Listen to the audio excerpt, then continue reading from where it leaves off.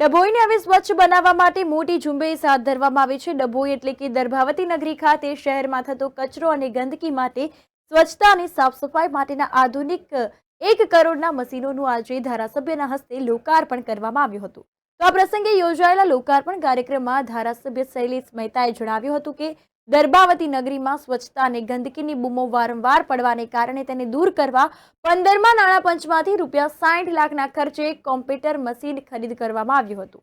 તો આ મશીન કચરો સ્થળ પરથી ઉચકીને કમ્પોઝ કરીને લઈ જશે તેમજ 22 લાખના ખર્ચે 25 નવા બેન મૂકવામાં આવશે તેમજ 15 લાખના ખર્ચે ડ્રેનેજ લાઇન માટે રોબોટ મશીન આઈયુએસ સીઆર સેલના ખર્ચે સોલાર સિસ્ટમ આ તમામ વસ્તુઓ દર્શાવતી નગરીમાં ઉપયોગ થશે તેથી નગરના લોકો માટે ઉપયોગી બનશે અને આજે લોકાર્પણ થયું છે ત્યારે લોકો એનો ઉપયોગ કરે તે માટે સહયોગ આપે અને ગટરોમાંથી ગાદલા પથ્થરો કોથળીઓ વગેરે વસ્તુઓના કારણે ગટરો ઉભરાતી હોય છે અને આવી વસ્તુએ પ્રજાએ ન નાખવી જોઈએ। આવી વસ્તુઓ જે છે તે ગટરમાં નાખવામાં આવે છે તેથી આ પ્રશ્ન બને છે।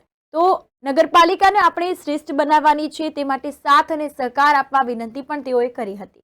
તો આપણે આ અંગે ચીફ ઓફિસર જયકિશન તડવી, નગરપાલિકા પ્રમુખ, નગરપાલિકાના સદસ્ય અને ભાજપના આગેવાનો ઉપસ્થિત રહ્યા હતા।